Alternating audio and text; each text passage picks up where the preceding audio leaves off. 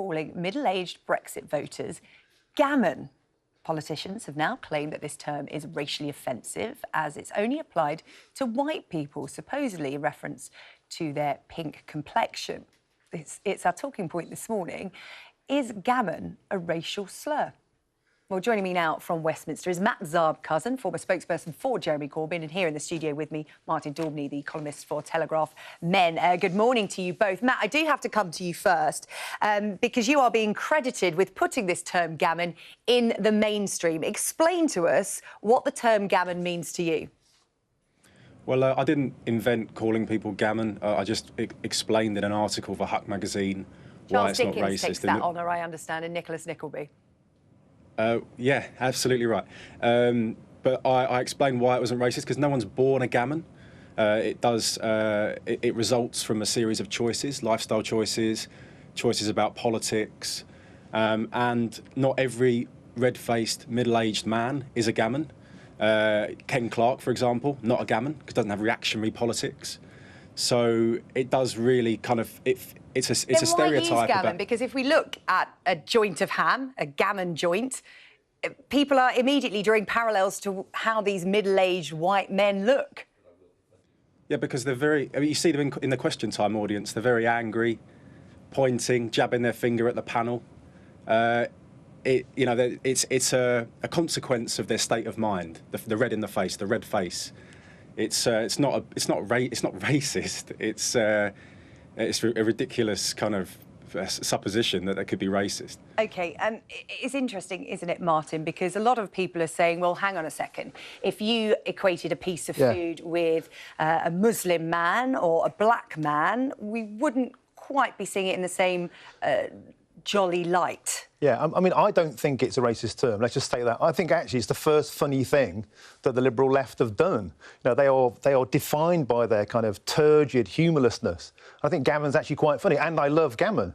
And I guess I am gammon. I'm middle-aged, I'm white, I get angry about Brexit, I get angry about immigration, as many people do, the majority, actually. What I think is interesting here is how a lot of people are taking it as a racial slur. Now, that's their consequence. Like, we say gammon isn't a race, true, but neither is a coconut. But when Savvy Javi was called a coconut, that was interpreted as racism, but a coconut isn't a race. So what is racist? I guess it's not the people's job who say the offence to deem that. It's those who are on the receiving end of it. And, of course, we can argue that whites aren't oppressed. Systematically, we hold privilege, we hold power. Yeah, of course. But why? I think what's happening here is it's not so much the message, it's the messengers. If you play the identity politics game, particularly when Owen Jones picked up and ran with this. You know, he's a guy who takes that sort of holier-than-thou perch in every single one of these debates.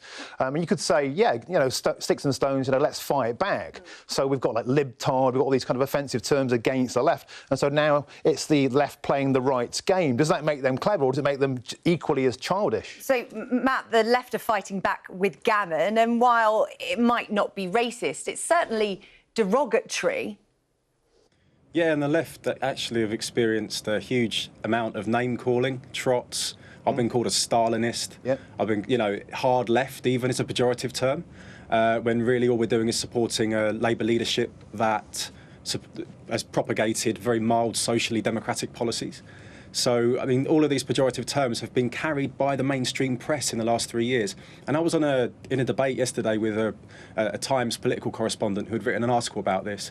And she said, why can't we just leave the name calling and just talk about policies and talk about how to improve the country? And I said, amen, thank you.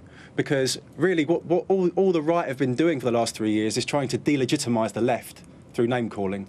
And when we come up with some funny names to kind of fight back or, give a bit back, it then becomes a kind of... it's on the news agenda. OK, well, if gammon's funny, why isn't coconut funny?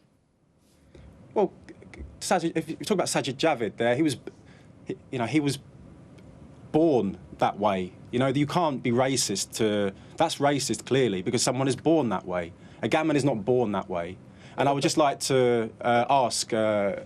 whether you think that a middle-aged white man experiences racism, are they abused in the street? But people are they, you know, when was the last time? Are they withheld services? I think I just said I don't think it's a racist term, but I do think it's childish and bigoted. And I think that's the point. It's like if the left are playing the identity politics game and then they revert to doing what they criticise the right for doing, then they're just part of the problem. They're equally as kind of childish, if you like. Although I do think gammon is funny. I do think it's a very descriptive and evocative term, and I guess I am gammon. I don't care. I'm not offended. You know, I've got bigger things to worry about than name calling, and I agree. I agree with Matt. You know, if we could talk about policies, but when we get down to to name calling, what about anti-Semitism in the Labour Party? You know, we don't have a clean bill of health, and so it's not appropriate, I don't think, for the left to say all the right do is insult the left. Well, what about insulting Jewish people, insulting Savi Javi? You know, if we want to get our shop in order, all of us, then that's a collective responsibility. But it's not fair or factually correct to say this is only the right that are doing this. It's not. It's ambivalent. And Matt, I'll let you come back on that point. Yeah, I just think there's a real double standard going on, because the Times were really upset about the use of the word gammon, which, to be honest, I think is quite funny. But last week in the Times, Melanie Phillips wrote an article saying that Islamophobia doesn't exist. Yeah. And no one's really outraged about that.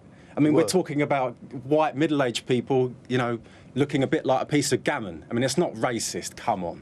I think it's ridiculous. Funny. I do think it's funny, but a lot of people don't. It's interesting. I did a hugely unscientific Twitter poll yesterday. 2/3 said they thought it was offensive. And, you know, well done. You are creating a great news agenda around offensive words, and I think it's a fun talking point, but it has a serious side.